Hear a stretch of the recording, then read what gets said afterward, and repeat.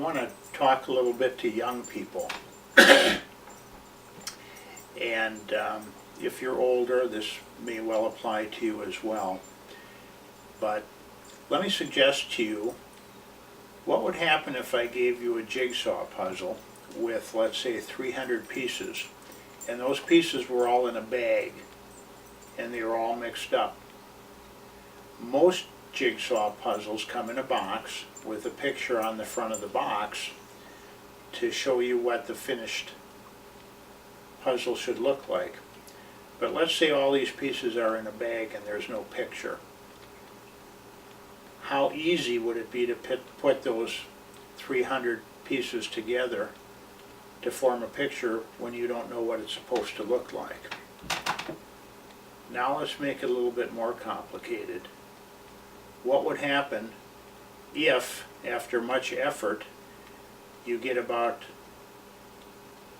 several hours into this project and you find out that not only do you not have a picture of the finished product, but half the pieces are missing? How would that work? This may seem like a silly story to you, but we're looking at a world that we live in now where between 40 and 50% of marriages end in divorce. And many of the young people that I've been exposed to over the last years, in fact most of them, are out of broken homes where they do not live in a home with both their natural mother and father. And that has implications. One of the implications is exactly like that jigsaw puzzle. Young people are being handed a puzzle with a bunch of loose pieces, no picture of what it's supposed to look like, and half the pieces are missing.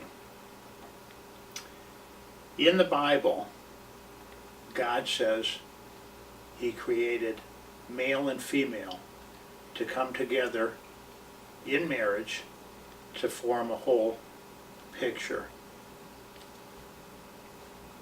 In our culture, we're told that women can do anything men can do, and do it as well. That's a lie. It's not true. Men and women are designed by God differently to complement one another, and to come together and form a whole which is stronger than the sum of the parts. Men are designed primarily to compete, to fix things, to solve problems. Women are designed primarily for relationships. When we remove either the mother or father from that picture, what we're doing is putting a burden on the remaining parent to fill two roles, one of which they're not designed for. Now they're working two jobs in addition to probably working for a paycheck to try and support the household. So mom, if she's the one you're living with as a young person, is now the breadwinner, the problem solver, and the nurturer or relationship builder.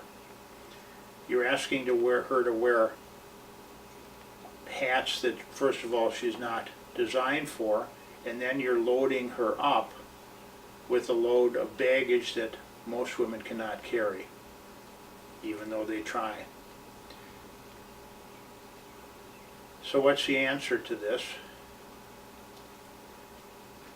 And what can you as a young person do about it if you're in a home life situation where one of your parents is absent?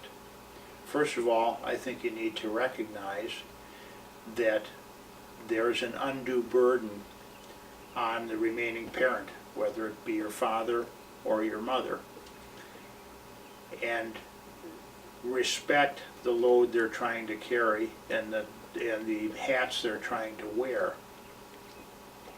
As a young person, I would encourage you to be cheerful and respectful and understanding of the fact that they're in a position that they may or may not have chosen They're probably doing the best they can and they need help.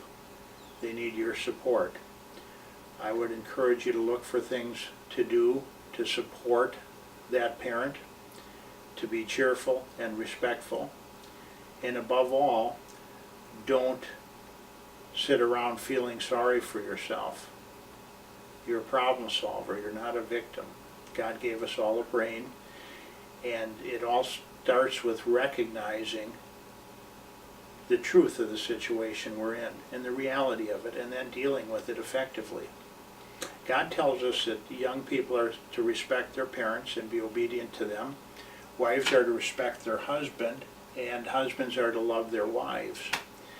And if we get in the habit of embracing these principles, of comporting ourselves with good manners, respect, and a cheerful attitude, which is helpful, our life will improve, and it can take the burden off the parent who's in charge.